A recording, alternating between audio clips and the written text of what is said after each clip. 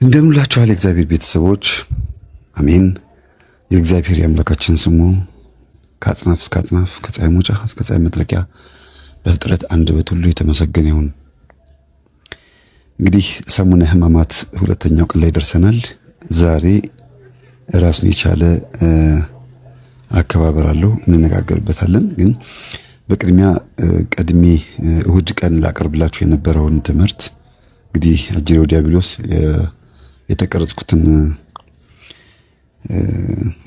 ትምህርት ስብከቱን ሰውሮብኝ ነበር ከሞባይሌ ላይ የት ላይ እንዳደረኩት ጠፍቶብኝ ስለነበር ነው፣ ይቅርታ ይደረግልኝ። እንግዲህ በወቅቱ ማቅረብ ነበረብኝ። ዞሮ ዞሮ ባለችው ቀን ውስጥም ለውቀትም ቢሆን አቅርቤላችኋለሁ።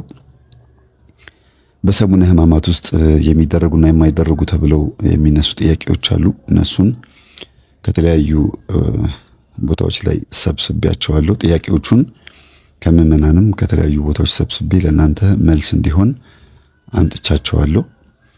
በሰሙነ ሕማማት ማማተብ ይቻላል ወይስ አይቻልም የሚል ጥያቄ አለ። በሰሙነ ሕማማት ማማተብ ይቻላል፣ ምንም አልተከለከለም። ግን ወቅቱን ለማስታወስ እንዲሁም ደግሞ የተደረገልንን ውለታ ለማሰብ ሲባል የተባሉና ያልተባሉ ነገሮች ትንሽ ተደበላልቀዋል። ዞሮ ዞሮ በእያንዳንዱ ድርጊቶቻችን ውስጥ ጌታችን ኢየሱስ ክርስቶስ ለኛ የከፈለልን ዋጋ እንድናስብ የተሰሩ ነገሮች አሉ። ከስር እናያቸዋለን፣ እንዘረዝራቸዋለን። ማማተብ ይቻላል ወይስ አይቻልም የሚለውን ጥያቄ ለመመለስ ማስተዋል የሚገባን አንድ ሁለት ነገር አለ። አንደኛ ዲያብሎስ በማናማተብበት ጊዜ እንዴት ሊያጠምደን እንደሚችል ማሰብ አለብን። ሁለተኛ ነገር ደግሞ ማማተብ ትርጉሙ ምን እንደሆነ ማወቅ አለብን። ማማተብ ማለት ዲያብሎስን ማባረር ወይም መስቀል መስራት ማለት ስለሆነ ጌታችን ኢየሱስ ክርስቶስ ከ2013 ዓ.ም በፊት ተሰቅሎ ሞትን ድል አድርጎ ተነስቶ አድርጎ ሄዷል። ስለዚህ ያንን ለማስታወስ እንጂ ዛሬም እንደገና መጥቶ ተሰቅሏል። ሕማማቱን እንደገና ልክ ዛሬ እንደሆነ አድርገን አናማትብም እያልን አይደለም። ግን በስሜታችን በአጠቃላይ በነፍሳችን ስሜት በስጋችንም ስሜት ያንን ቦታ ያንን ጊዜ በመካከል ከጌታችን ትንሣኤ ጀምሮ ከጌታችን ሕማማት ጊዜ ጀምሮ እስካሁን ድረስ ያለውን 2013 ዓመት እርስት አድርገን ቦታው ላይ ለመገኘት በመንፈስ ለመገኘት የሚደረጉ ስርዓቶች ናቸው። ስለዚህ ማማተብ፣ ማዕድ መባረክ እንዲሁም ደግሞ ቡራኬ መስጠት፣ የሞተን መፍታት፣ ፍትሐት ማድረግ ወይም መስቀል መሳለም አይፈቀድም የተባለው በአደባባይ ካህናት ይሄን አያድርጉት ነው እንጂ በግል ሁሉም በየራሱ በገበታውን ባርኮ መብላት ይችላል። ራሱን በስመ አብ ብሎ ማማተብና ሲደነግጥም ሆነ ገበታ ፊት ማማተብ ይችላል። በአደባባይ ግን አልተፈቀደም ነው ዋናው ትልቁ ነገር። በማስከተል ደግሞ በሃይማኖት ጸሎት ላይ ስለኛ ተሰቀለ፣ በጴንጤናዊ በጲላጦስ ዘመን እርሱ መከራን ተቀበለ፣ ሞተ፣ ተቀበረ፣ በሶስተኛው ቀን ከሙታን ተለይቶ ተነሳ እያልን መጸለይ እንችላለን ወይ የሚል ጥያቄም ተነስቷል። እነዚህ ጥያቄዎች የአብዛኛውን ምዕመናን ጥያቄ ነው። ለምን በሰሙነ ሕማማት ገና እንግዲህ ሞተ ተቀበረ የሚለው ገና እየተፈጸመ ስላልሆነ በድርጊት እያንዳንዱን ለመሄድ እንዲመች አባቶቻችን ሐመ እስከሚለው ድረስ ሐመ ወሞተ የሚለውን አይቀጥሉትም፣ ሐመ ብለው ያቆሙታል። ለምን ሕማማት ስለሆነ ታመመ ብለው ነው የሚያቆሙት እስከ ዓርብ ድረስ። ይህንን ከአባቶቻችን የምንማረው ታሪኩን ለማስታወስ እንዲመች ነው እንጂ ጸሎቱ የሚከለከል ሆኖ አይደለም።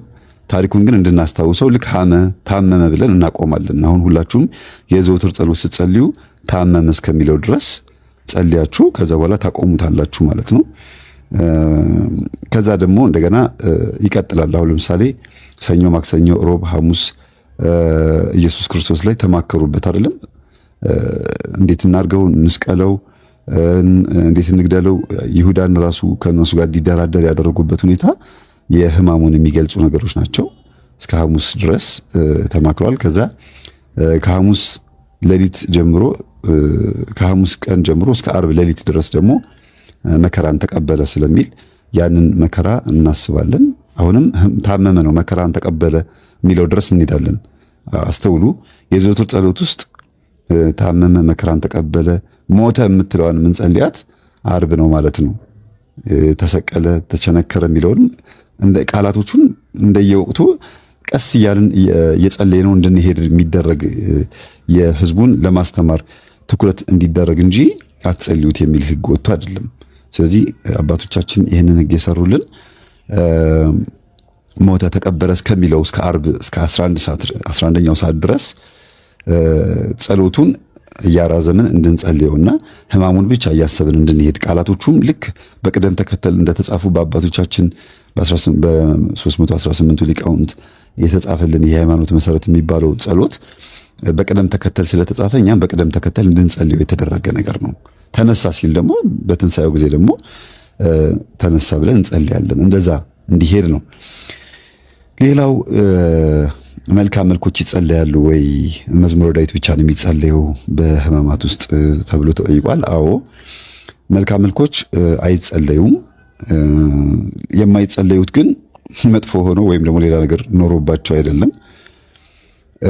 በህማማት ውስጥ ብቻ ስለ ክርስቶስ ህማም እያሰብን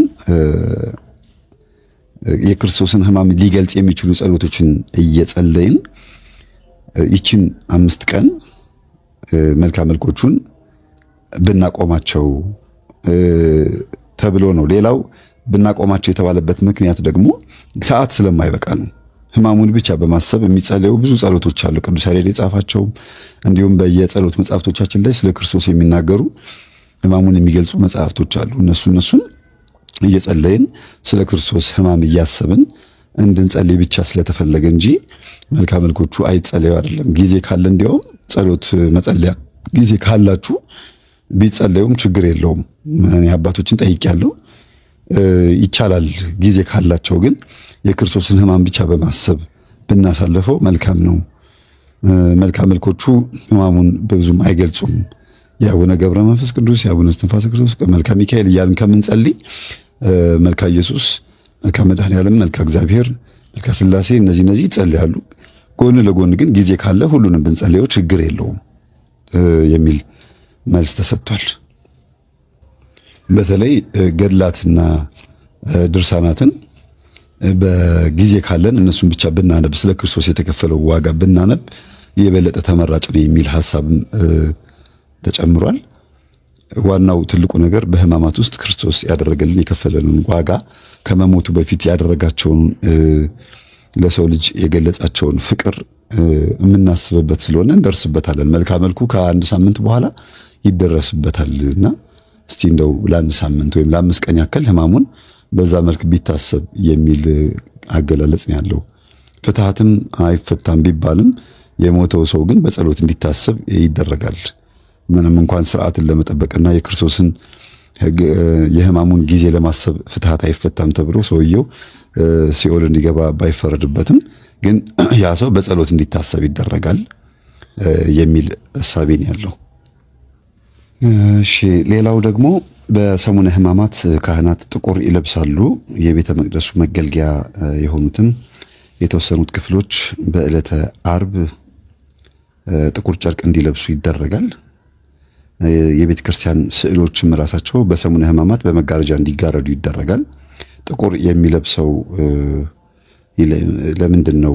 ዕቃዎቹ ጥቁር የሚለብሱት ማለት ነው። ካህናትም ጥቁር የሚለብሱት ለምንድን ነው? ዲያቆናት የሚይዙትም ቃጭል አለ። የምን ምሳሌ ነው የሚል ነው። እሱን እንግዲህ በቅደም ተከተል ነግራቸዋለሁ። በመጀመሪያ ክርስቶስ ሲሰቀል በዕለተ ስቅለት ማለት ነው ፀሐይ ጨልማለች፣ ጨረቃም ደም ለብሳለች፣ ከዋክብትም ረግፈዋል። ይህ የሐዘናቸው ምልክት ነው። ስነ ፍጥረት እንኳን ሐዘኑን ገልጸዋልና እኛ ከስነ ፍጥረታት በታች መሆን የለብንም።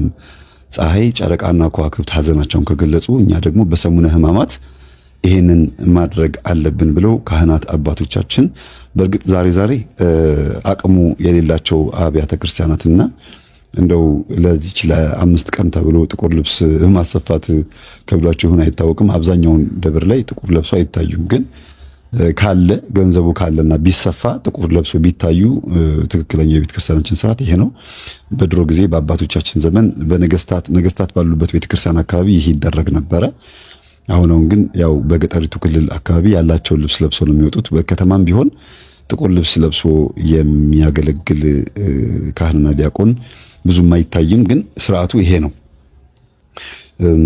ስርዓቱ እንዳለ ሆኖ ደግሞ እቃዎቹም ስዕላቱም ሁሉም የሚሸፈኑት በሐዲስ ኪዳን ጊዜ ያሉት ሰማዕታት ሁሉም ስዕሉ ተሸፍኖ ትኩረታችን የክርስቶስ ሕማም ላይ ነውና ስዕላቶቹን ባየን ቁጥር ሐሳባችን ወደ ሌላ እንዳይሰረቅ ስለ ሕማሙ ብቻ በማሰብ የተከፈለልን ዋጋ ቤዛነቱን ለማሰብ ያክል እንጂ ስዕላቶቹ ሌላ ታሪክ ያመጣሉ ማለት አይደለም። እንዲሁም ዲያቆናት የሚይዙት ቃጭል ደግሞ የቃለ አዋዲ ወይም ደግሞ የዮሐንስ መጥምቁ ምሳሌ ነው። ዮሐንስ መጥምቁ ንስሐ ግቡ መንግሥተ ሰማያት ቀርባለችና ንስሐ ግቡ ተጠመቁ እያለ እየጮኸ ከበረሃ ወደ ከተማ መጣ። ስለዚህ ያ ቃጭል ወይም ያ ደውል የመጥምቁ ዮሐንስን ድምፅ ነው የሚያሳየው። ደውሉ ራሱ አደዋወል አለው። እኔ አሁን አጋጣሚ በዚህ ሰዓት ድምፁን ስላልያዝኩት ነው እንጂ እመቤታችን ቅድስት ድንግል ማርያም ራሷ በተሰቀለበት ሰዓት ወይም በቸነከሩት ሰዓት ወይም እየገረፉት ወደ ከሊጦስትራ ከተገረፈበት ከሊጦስትራ ቦታ እስከ ቀራኒዮ ተራራ ድረስ ሲሄድ የምታሰማውን የለቅሶ ድምፅ በደውል አባቶቻችን ልጄ ልጄ ልጄ እያሉ በደውሉ ኪሊሉ እያደረጉ ድምፁን ያሰማሉና ንስሐ ግቡ ደግሞ ሲል ለራሱን የቻለ ልክ ቃላቱን ተከትሎ የሚደወል ደውል አለ። እናንተ በድምጻችሁ ማምጣት ትችላላችሁ፣ ወይም ደግሞ ደውል ሲደወል ልብ ብላችሁ አዳምጡ። ኢየሱስ ክርስቶስም መንግሥተ ሰማያት ቀርባለችና ንስሐ ግቡ፣ አስቀድማችሁ ጽድቁንና መንግሥቱን ፈልጉ፣ ሌላ ሁሉ ይጨመርላችኋል የሚለውን ቃል የተናገረውን በደውል አስረዝመው ይደውሉታል። ዞሮ ዞሮ ደውሉ ቃላትን ነው የሚገልጸው። በጆሮአችን ላይ ሲያቃጭልብን እነዚህን ሶስት ነገሮች ማሰብ ነው። ልጄ የሚለው የመጥምቁ ዮሐንስ ደግሞ ንስሐ ግቡ የሚለው እንዲሁም ኢየሱስ ክርስቶስ ንስሐ ግቡ መንግሥተ ሰማያት ቀርባለችና የሚለውን ቃል እንደተናገረ ማሰብ አለብን ማለት ነው። ካህናት እና ዲያቆናት ነጭ መልበስ የለባቸውም፣ ጥቁር መልበስ አለባቸው የተባለው ነጭ የተለበሰው ክርስቶስ በትንሣኤው ጊዜ ነው። መላእክቶች ራሳቸው ነጫጭ ለብሰው በመቃብሩ አካባቢ ስለታዩ ነጭ ምን ለብሰው የትንሣኤ ቀን ነው ማለት ነው። ስለዚህ እስከዛ ጊዜ ድረስ ጥቁር ነው የሚለበሰው ወይም ደግሞ ነጭ ያልሆነ ነገር ይለበሳል ማለት ነው። ይህንን በዚህ ያዙት። ብዙ ጥያቄዎች ናቸው የተነሱት። በመቀጠል ደግሞ በስቅለት ዕለት በቤተ ክርስቲያን ውስጥ የሚደረጉ ስርዓቶች አሉ። ብዙዎቻችሁ ያው ከቤተ መቅደስ ውጪ ያላችሁ የምትሰግዱ ሰዎች ድምፁን ብቻ እየሰማችሁ ስለምትሰግዱ ስርዓቱን አታስተውሉትም። በቤተ መቅደስ ውስጥ ግን ካህናት ደስ የሚል የሆነ ትዕይንት ያሳያሉ። ትዕይንቱ ደግሞ ኢየሱስ በቀራንዮ ላይ ከታች ከተገረፈበት ጀምሮ እስከ ተሰቀለበት ድረስ እየተደረጉ ያሉ ነገሮችን በተግባር ይገልጻሉ። ለምሳሌ ጽዋና እርፈ መስቀሉን ያዘጋጃሉ። ያ ፊት ለፊት ያስቀምጡታል ማለት ነው። መጾር መስቀሎችም ከፍ ብለው ይሰቀላሉ። በትልቅ በረጅም ዱላ ከፍ ተደርገው ይሰቀላሉ ወደ ላይ ማለት ነው። እንደገና ደግሞ ያው ቅድም እንዳልኳችሁ ቅድስቱ በመጋረጃ ይጋረዳል፣ ስዕሉ ማለት ነው። ጥናም ይሄ ካህናት የሚያጥኑበት ጥና ደግሞ አለ፣ ማጠኛው ማለት ነው። እሱ ደግሞ በጧፍ ይታሰርና የሆነ ነገር ላይ ከፍ ተደርጎ ይታሰርና ካህናት ከዚህ ወደዛ ጫፉን ይዘው ይወዘውዙታል። ወደዛና ወደዚህ በዛና በዚህ ሆነው ይወዘውዙታል። በእጅ አያያዝም ማለት ነው። ካህን እንትኑን ጥናውን ነው የሚወዘውዙት። እንግዲህ ራሱ ማጠኛው የራሱ ትርጉም አለው። ሌላ ጊዜ ስለ እያንዳንዱ ንዋየ ቅድሳት ትርጉም እመጣበታለሁ ብያችኋለሁ። ማጠኛው ግን ለጊዜው ልንገራችሁና ከስር ያለው ዕጣኑን የተሸከመው እንትኑ ዕቃው የእመቤታችን የቅድስት ድንግል ማርያም የማህፀኗ ምሳሌ ነው። እሳቱ ደግሞ የመለኮት ምሳሌ ነው። ዕጣኑ ደግሞ የክርስቶስ ምሳሌ ነው። በእሳቱ መካከል ያለው በእመቤታችን ማህፀን ላይ የተቀመጠው መለኮት ማለት ነው። መለኮት ሳያቃጥላት ኢየሱስ ክርስቶስን ጸንሳ እንደወለደችው ማሳያ ነው። ዕጣኑ ደግሞ ያው የክርስቶስ በተወለደ ጊዜ የመጣለት ስጦታ ነው። እንዲሁም የቅዱሳን ጸሎት ነው። ከምድር ወደ ሰማይ ስለሆነ ዕጣን መቼም እሳትና ዕጣን ከታች ወደ ላይ ነው የሚያርገው። የትኛውም ጧፍ ብታበሩ ጧፉን ብትዘቀዝቁትም ቀና ብታደርጉትም ሻማም አብርታችሁ ብትዘቀዝቁት እሳቱ ወደ ጎን አይሆንም፣ ወደ ላይ ነው የሚነደው። አስተውላችሁ ከሆነ እጣንም ሲጨስ ንፋስ ወደ ጎን ቢያወዛውዘውም ግን የትም ሰፈር ላይ ወደ ጎን ቢሄድ ወደ ላይ መውጣቱን ሳያቋርጥ ነው ወደ ጎን የሚሄደው። ወደ ላይ እየወጣ ነው ወደ ጎን የሚሄደውና ይሄ የክርስቶስ ምሳሌ ስለሆነ ማጠኛውን ይወዘውዙታልና ክርስቶስ በገመድ እየጎተቱ ከዛና ከዚህ እያጋጩ ወደ ቀራንዮ እንደወሰዱት ማሳያ ነው። ራሱ ማጠኛው ደግሞ ካህናት ወደዛና ወደዚህ መወዝወዛቸው በውስጥ ታዋቂነት የአይሁድ ካህናት ያደረጉት ቢሆንም ግን እያለቀሱ ካህናት እያዘኑ እንዲህ ያደረጉህ እኮ እያሉ የሚወዘውዙበት ምሳሌ ነው እና መጋረጃው የሚጋረድበትን ምክንያት ቅድም ነግሬያቸዋለሁ። ጽዋና እርፈ መስቀሉን ደግሞ የክርስቶስ የደሙ ምሳሌ ነው። ጽዋው የደሙ ምሳሌ ነው። መስቀሉ ደግሞ ያው የተሰቀለበት መስቀል ምሳሌ ነው። ከፍ ብሎ በረጅም እንጨት መሰቀሉ ደግሞ ክርስቶስ በቀራንዮ ተራራ ላይ ከፍ ተደርጎ በአደባባይ መሰቀሉን ለማሳየት ነው። ሌላው ደስ የሚለው ነገር ካህናት መጎናጸፊያ ተሸፍነው 1 3 4 ካህናት ይሆናሉ ይመስለኛል። በመጎናጸፊያ ተሸፍነው የሚጸልዩት ጸሎት አለ።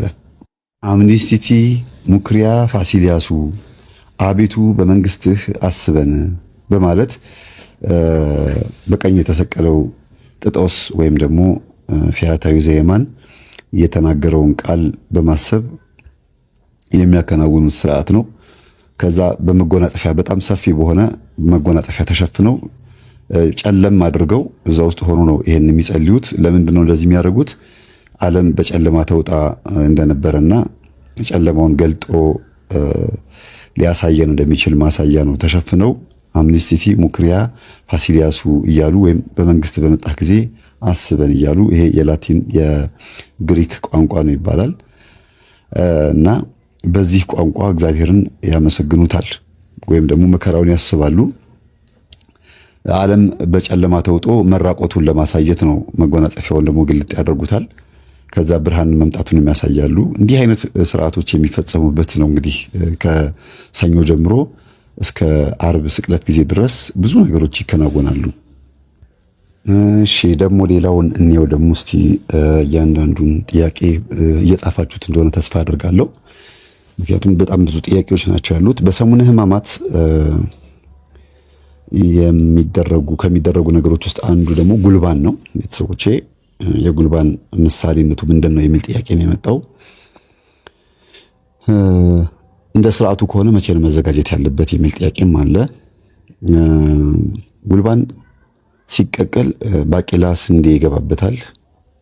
አንዳንድ እናቶቻችን አተር፣ በቆሎም ይቀላቅሉበታል።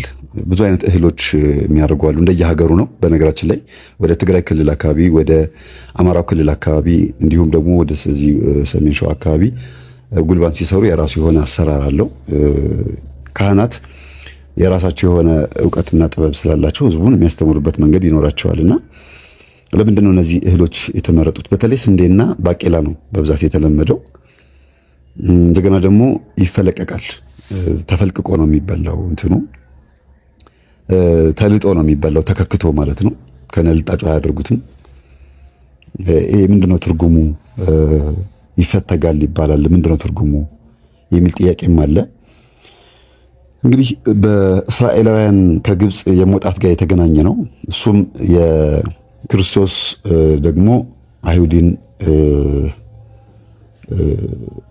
እንዲገርፉት ፈቅዶላቸው፣ እንዲሰቅሉት፣ እንዲቸነክሩት ፈቅዶላቸው በቀራንዮ አደባባይ ላይ በተራራው ላይ በጎልጎታ መቃብር ውስጥ ያደረጋቸው ያከናወናቸው ድርጊቶች በሙሉ ምንን የሚያሳዩ ናቸው? ፍቅሩን የገለጸባቸውና ሰውን ለማዳን ያደረጋቸው ድርጊቶች ናቸው።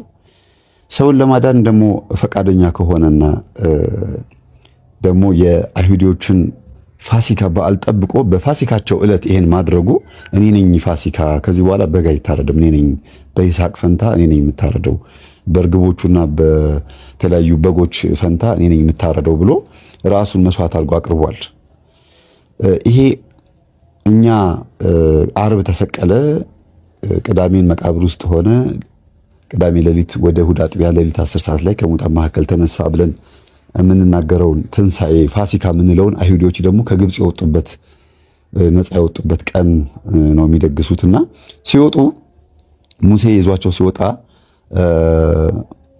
በጉን አርደው በልተው እንዲያውም ምን ይላል መጽሐፍ ቅዱስ ለእግዚአብሔር ለሙሴ ሲነግረው ቀንዱ ያልከረከረ ጥፍሩ ያልዘረዘረ ጸጉሩ ያላረረ ጠቦት የሆነ በግ በቤታችሁ በር ላይ ፊት ለፊት ላይ በገመድ አስራችሁ እስከ 11 ሰዓት ድረስ አቆዩትና 11 ሰዓት ላይ አርዳችሁ ጠብሳችሁ ብሉት፣ እንዳትቀቅሉት ጥሬውንም እንዳትበሉ ጠብሳችሁ ብሉት አለ። ይሄንን ባለፈው ተናግሬያለሁ። ለምን ተጠብሶ እንደሚበላ ስጋ የክርስቶስ ምሳሌነቱ ምን ማለት እንደሆነ።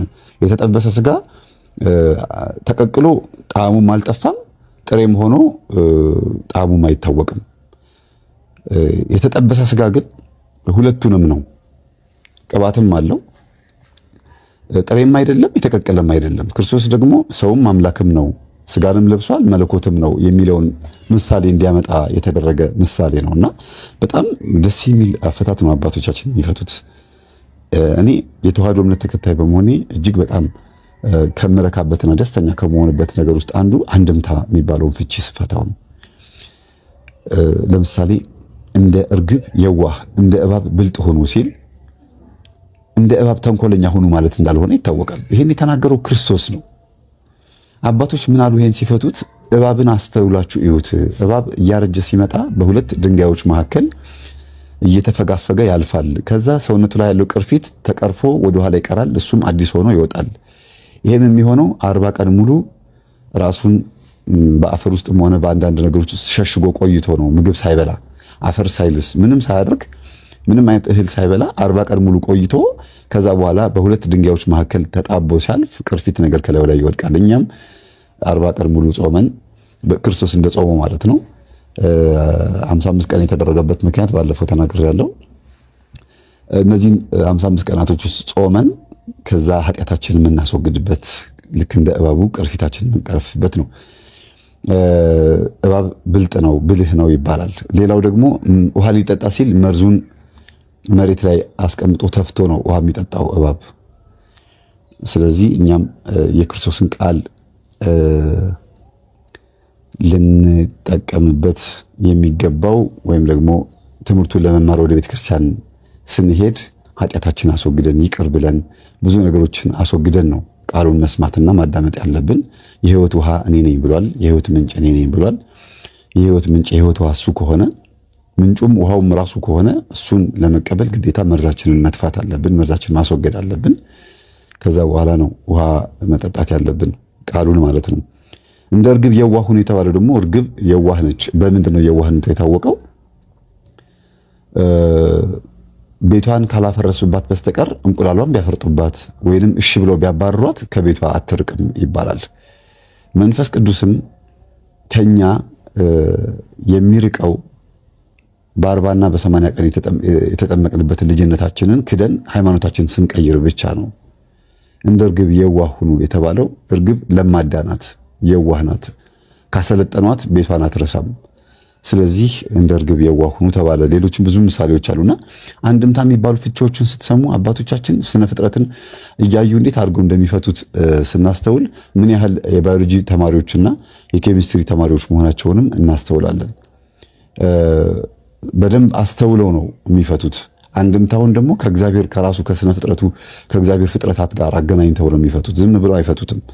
አሁንም እዚህ ጋር ስንመጣ እያንዳንዱ በሰሙነ ሕማማት ውስጥ የሚደረጉ ነገሮች ትርጉም አላቸው። ጉልባን ስንበላ አይጣፍጥም አይደል? ብዙ ልጆች አሁን ጉልባን ብሉ ሲባሉ አይጣፍጥም ይላሉ። ለምንድነው ውሃ እንዲል የተደረገው? እስራኤላውያኖች ከግብፅ ሲወጡ በጥድፊያ ነው የወጡት። ምንም የጣም የላመ ነገር አልበሉም ከበጉ በስተቀር። የበጉንም ስጋ ምንም እንዳታሰርፉ ጥርግርጋጋችሁ ብሉ ነው የተባለው። ለምን? በአሕዛብ መንደር ምንም እንዳይተርፍ ስለተፈለገ ነው። ሕይወትነቱ ለክርስቲያኖች ወይም ደግሞ ለእግዚአብሔር ሕዝብ ለእስራኤላውያን ብቻ መሆን ስላለበት ብቻ ነው ይሄን የተደረገው። ስለዚህ በጉን ከበሉ በኋላ ነው ከግብፅ ሲወጡ ያገኙትን ጥራጥሬ ባቄላውንም ስንዴውንም ምኑንም ሰብስበው አደበላልቀው ከግብጽ ከወጡ በኋላ ቀቅለው የበሉት የሆነ ቦታ ላይ ቀቅለው በልተዋል፣ በበረሃ ውስጥ ሆኖ ማለት ነው። አሁንም ሐሙስ ቅዳሴ ከተቀደሰ በኋላ ሐሙስ ቅዳሴ አለ፣ ስጋው ደግሞ መቀበል ይቻላል ታውቃላችሁ። ስለዚህ ከዛ በኋላ ጉልባን ይበላል ማለት ነው። አያችሁ ስርዓቱ እንዴት ተከታታይነት እንዳለው። የኛ ፋሲካችን ክርስቶስ ነው። የግብጽ ሲኦልነትና የእስራኤላውያኖች ደግሞ ክርስቲያንነት ወደ ተስፋይቱ ምድር ማርና ወተት ወደምታፈሰው ምድር ግቡ የተባለበትም ሚስጥር እኛ ክርስቶስ እኛን ከሲኦል ወደ ገነት ጥጦስና ዳክርስ በጌታችን በኢየሱስ ክርስቶስ ግራና ቀኝ ተሰቅለው ባሉበት ሰዓት አቤቱ በመንግስት በመጣህ ጊዜ አስበኝ ሲለው ዛሬ በገነት ከኔ ጋር ትሆናለህ አለው። ገነት የተከፈተችበት ቀን ላይ ነው እንግዲህ እስራኤላውያኖች ወደ እስራኤል ወይም ማርና ወተት ወደምታፈሰው ወደ ኢያሪኮ ዘመቻ ያደረጉበትን ጉዞ ስንጀምር ያንን 40 ዓመት ሙሉ ሐሙስ ቀን እናጠናቀቀዋለን ማለት ነው። ከሐሙስ ማታ ከጉልባኑ ጊዜ ጀምሮ እስከ ትንሳኤው ጊዜ ድረስ ማለት ነው። እስከ ትንሳኤው በዛች 3 ቀን ውስጥ እናያታለን ማለት ነው።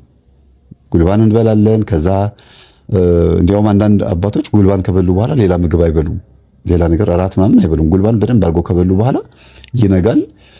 ካህናት ሌሊቱ ሙሉ ሕማሙን ሲያስቡ ለሚያድሩት ዝማሬው ሁሉ ነገር የቅዱስ ያሬድ መጽሐፍቶች ላይ ያሉትን ሕማሙን የሚገልጹትን ነገሮች በሙሉ እየጠቀሱ ማለት ነው። 5 መጽሐፍቶች ያሉት ቅዱስ ያሬድ ድጓ፣ ጾመ ድጓ፣ ዜማ፣ ምዕራፍ፣ መዋስክት እነዚህ መጽሐፍቶች የቅዱስ ያሬድን ለክርስቶስ ያለውን ፍቅር የሚገልጹ ናቸው። ሕማሙን እያለቀሰ እንዴት አድርጎ እንደገለጸው የሚያሳይ ነው። በምልክት ማለት ነው። ምልክት በማሳየት መቼም ብዙ እየተማራችሁበት እንደሆነ ተስፋ አድርጋለሁ። በኦርቶዶክስ ተዋሕዶ ቤተክርስቲያን ውስጥ ያለው ስርዓት እጅግ ብዙ የሚያስተምር ነው። ሌላው ብዙ ጥራጥሬዎችን ማድረጋቸው እናቶቻችን ያው ያገኙትን ጥራጥሬ ሰብስበው መውጣታቸውን ነው የሚያሳየው። ይሄን ልውሰድ ብለው እንኳን አልመረጡም። መፈልቀቁ እንዲሁም ደግሞ ባቄላው መከካቱ እንደገና ደግሞ መፈተጉ መታጠቡ የሚያሳየው ሌላ ምንም ነገር የለም። ከዚህ ከእስራኤላውያኖች ስደት ጋር የሚያገናኘው ነገር የለም። ባዶ ሆዳችንን ስለሆንን እየጾምንም ስለነበረ የእህሉን አንዳንድ ቆሻሻዎች ለማስወገድና ጨጓራን የሚጎዱ ነገሮችን ለማስወገድ የሚደረግ እንጂ ሌላ ምንም ትርጉም እንደሌለው ነው አባቶች የሚናገሩት። ግን ደግሞ በአንድ በኩል በሌላ በኩል ደግሞ ትርጉም ያለውም ሊሆን ስለሚችል መጠየቁ አይከፋም። ሌላ አንድ ራሱን የቻለ ትርጉም ይኖረዋል ብዬ አስባለሁ። ለጊዜው ግን ያገኘሁት መረጃ ይሄንን ነው። እሺ፣ ሌላው ደግሞ በድጋሚ የቀረበ ጥያቄ ይመስላል። በሰሙነ ሕማማት ፍትሐት ያልተደረገለት ሰው ሲኦል ነው ወይ የሚገባው የሚል ጥያቄ ተሰምሮበታል። ይሄ ጥያቄ በተለይ ቅድም ነግራይ በአጠር አድርጌ ነግራችኋለሁ። ግን ምንድነው መሰላችሁ ከሰኞ እስከ አርብ ድረስ ያለው ቀን የሚያሳየው 5500 ዘመንን ነው። ቤተሰቦች የመጀመሪያ ማስተዋል ያለብን ከሰኞ እስከ አርብ ድረስ ያለው ዓመተ ፍዳ፣ ዓመተ ኩነኔ፣ ዓመተ ዓለም ተብሎ የሚጠራው ከአዳም ጀምሮ እስከ ጌታችን ኢየሱስ ክርስቶስ እስከተወለደበት ጊዜ ድረስ ያለውን የመከራና የጨለማ ዘመን የሚያመለክት ስለሆነ ፍትሐት የለም፣ አልተፈታም፣ ማንም አልተፈታም በዛ 5500 ዘመን ውስጥ። ስለዚህ ታዲያ እንዴት ነው የሚሆነው የሰው ነፍስ ብላችሁ ላላችሁት በሆሳዕና በዓል ቀን አንደኛውን ህዝቡ ሁሉ ወደ ቤተ ክርስቲያን እንዲመጣ የሚደረገውና ሁሉም ግንባሩ ላይ መስቀል እንዲያሰር የሚደረገው በዚህ ምክንያት ነው። በሰሙነ ሕማማት ውስጥ የሚሞቱ ሰዎች በሙሉ ድንገት እንኳን በሰሙነ ሕማማት ውስጥ ከሞቱ በሆሳዕና ቀን የተደረገው ፍትሐት ለአምስቱ ቀን ያገለግላል። ለአምስቱ ቀን ነው የሚያገለግለው። ማንኛውም ሰው በሰሙነ ሕማማት ቢሞት በሆሳዕና ቀን ቤተክርስቲያን ከተገኘና ቤተክርስቲያን ተገኝቶ እግዚአብሔር ይፍታ የሚለውን ቃል ከሰማ ከቅዳሴ በኋላ ሰምታችሁ ከሆነ ፍትሐት ይደረጋል ሲሉ ካህናት ሰምታችኋል። ያንን ፍትሐት ሳይፈታ ድንገት እንኳን በሕማማት ውስጥ ቢሞት እንግዲህ ያው እንደ ስርዓቱ እንደ ኦርቶዶክስ ስርዓት ከሆነ ፍትሐት ያልተደረገላት ነፍስ ነች ማለት ነው። አልተፈታማ፣ ፍትሐት አልተደረገለትም። ያው እንግዲህ እንደ ኃጢአቱ የህዝቡ ጸሎት አይረዳውም ማለት ነው። ስለዚህ የአባቶቻችን ስርዓት ደስ የሚለው ነገር በሆሳዕና ቀን ከቅዳሴ በኋላ ፍትሐት ይደረጋል። ሁሉም ቆሞ እግዚአብሔር ይፍታ ሲል ካህኑ አሚን እግዚአብሔር ይፍታኝ ብሎ ይቀበላል። ከዛ ከሰኞ እስከ ዓርብ ባለው ጊዜ ውስጥ ከሞተ አንድ ሰው ተፈቷል ማለት ነው። ይሄ ስርዓቱን ለመጠበቅ ነው። በ5500 ዘመን ውስጥ ምንም አይነት ፍትሃት ስላልተደረገ ለትምህርት እንዲሆን የታቀደባቸውን ቀናቶች ሙሉ በሙሉ ወደ ትምህርትና ወደ ምሳሌ ለመውሰድ እንዲመች እንጂ ማክሰኞ ቀን፣ ሮብ ቀን፣ ሐሙስ ቀን የሞተ ሰው ሲኦል ይገባል ማለት አይደለም እና ይሄንን አስተካክሉ። ምንም አይነት እንከን የሌለባት የተዋህዶ ቤተክርስቲያን ስንዱ እመቤት ሁሉ ነገር ያላት የፈለግነውን ቃላት ብድግ አድርገን አንስተን የምንማማርባት ቤተክርስቲያን ስለሆነች መልስ አይጠፋም፣ መልስ አለ። ሌላው በሰሙነ ሕማማት እግዚኦታ አይቀርብም ይባላል። እግዚኦ መሐረነ ክርስቶስ በእንተ እግዝእትነ ማርያም መሐረነ ክርስቶስ የሚለው ነገር የሚቀርበው እንግዲህ ከሕማማቱ በኋላ ነው እግዚኦታ የሚቀርበው። በተለይ ቅድምም እንዳልኳችሁ ፍትሃት ከዓርብ ማታ ጀምሮ ከሞተበት ሰዓት ጀምሮ ክርስቶስ ምን ብሏል? በሲኦል ያሉትን ነፍሳቶች በሙሉ ውጡ፣ በጨለማ ያላችሁ ወደ ብርሃን ውጡ ብሎ ክርስቶስ እየተናገረ ወደ ሲኦል ሄዶ ነፍሳትን ወደ ገነት ስላሸጋገረ ፍትሃት የሚጀምረው መቼ ነው? ዓርብ ከ11 ሰዓት በኋላ ነው። ቅዳሜም ፍትሃት አለ፣ መስቀል መሳለም ግን የለም። ምክንያቱም ክርስቶስ ከሙታን ከተነሳ በኋላ ነው መስቀል የምንሳለመው። ስለዚህ አሁንም እግዚኦታ የሚቀርበው ክርስቶስ ነፍሳትን ወደ ገነት ካሸጋገረ በኋላ ስለሆነ እግዚኦታ አይቀርብም በአምስቱ ቀን ማለት ነው። መሐረነ ክርስቶስ ማለት ቢሆንም ግን ሕማሙን ብቻ እያሰብን ለኔ ስትል ተወጋህ፣ ለኔ ስትል ተገረፍክ፣ ለኔ ስትል ተንገላታህ፣ አቤቱ ጌታ ሆይ እንወድሃለን፣ ፍቅርህ ምንኛ ጥልቅ ነው እያለን እግዚአብሔርን ልጁን እንዴት አድርጎ መስዋዕት አድርጎ የባህሪ ልጁን እንደሰጠን የምናስብበት ቀን ነው።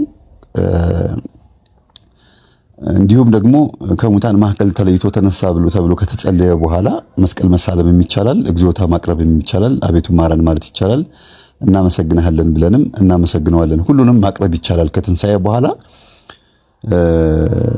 ክርስቶስ ተንሥአ እሙታን በዐቢይ ኃይል ወሥልጣን አሰሮ ለሰይጣን አግዓዞ ለአዳም ሰላም እምይእዜሰ ኮነ ፍስሐ ወሰላም የሚለውን የሰላምታ አሰጣጥም የምንቀባበለው ከዛ በኋላ ነው። እስከዛ ጊዜ ድረስ ግን ሕማሙን እያሰብን ምሳሌዎቹንም እየተከተልን እንሄዳለን። ለነፍሳችን የሚጠቅመውን ጸሎት መጽሐፍ ግን ጊዜ ካለን እንጸልያለን ማለት ነው። ስርዓቷ እጅግ በጣም ደስ የሚል ጥልቅ ነው ማለት ነው። በጣም ደስ ይላል። ሌላው በሰሙነ ሕማማት ጊዜ በዓርብ ቀን በስቅለት ዕለት ማለት ነው መዝሙረ ዳዊት ይጸለያል።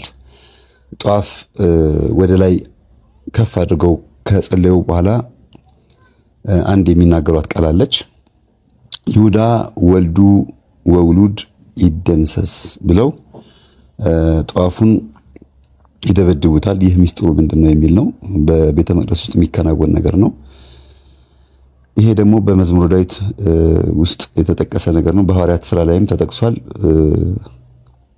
አንድ የተነገረ ቃል አለ በመዝሙረ ዳዊት ላይ ማደሪያቸው በረሃ ትሁን፣ በድንኳኖቻቸውም የሚቀመጥ አይገኝ፣ በጽድቅህም አይግቡ፣ ከሕያዋን መጻሕፍት ይደምሰሱ፣ ከጻድቃንም ጋር አይጻፉ የሚለውን ቃል ትንቢቱን ለመፈጸም እንዲመች ነው። እንግዲህ በጌታችን በኢየሱስ ክርስቶስ ስም በተሰራ ቤተ መቅደስ ውስጥ የአይሁድ ወይም ደግሞ የኦሪት ካህናት እንደማይሰሩ ማሳያና የይሁዳንም እርግማን በዛው አብሮ ይዞት እንዲሄድ ለማድረግ ነው። እንዲሁም ደግሞ መኖሪያቸው ወይም መኖሪያው ወይም አጸዱ ምድረ በዳ ትሁን፣ በውስጧም የሚኖሩ አይኑሩ፣ ሹመቱንም ሌላ ይውሰድ ተብሎ ስለ ይሁዳ በተነገረው ትንቢት ላይ የተፈጸሙ ነገሮች ስላሉ እሱን ለቤተ ክርስቲያን ተቆርቋሪነታቸውን፣ ለክርስቶስ ያላቸውን ተቆርቋሪነት፣ ለመሲሐችን ለክርስቶስ እነሱ መሲህ የሚሉት ሌላ ነው፣ እኛ ደግሞ መሲህ የምንለው ክርስቶስን ነው። ስለዚህ ለመሲህ ለክርስቶስ ያለንን ተቆርቋሪነት ለማሳየት የሚገልጹት ነው ጧፉን የሚደበድቡት።